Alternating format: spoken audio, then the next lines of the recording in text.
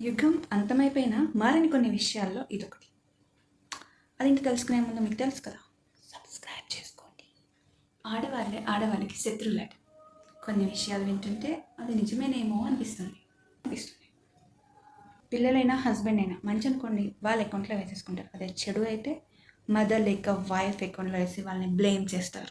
ఒక్కవేళ wrong రూట్లోకి వెళ్ళారనుకో, అసలు చెప్పదా, పట్టించుకోదా, ఏం చేస్తుంది, ఇంట్లోనే ఉంటుంది కదా, ఏం చేస్తున్నారు, ఎక్కడున్నారు, ఎలా ఉన్నారు అని చూసుకోవాలి కదా, బాధ్యత లేదా తనకి అని అనేస్తారు. కష్టపడి ప్రయోజకులు అయ్యారే అనుకోండి, తనదే ముందులే, కష్టపడ్డారు పైకి వచ్చారు అని వాళ్ళనే అంటారు. కానీ ఆ కష్టం వెనకాల ఉంది ఎవరు, అది అందరూ మర్చిపోతారు.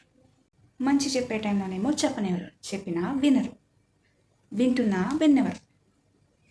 సరే, ఒక ఫ్యామిలీ ఒక బాండింగ్తో ఉందని అనుకోండి.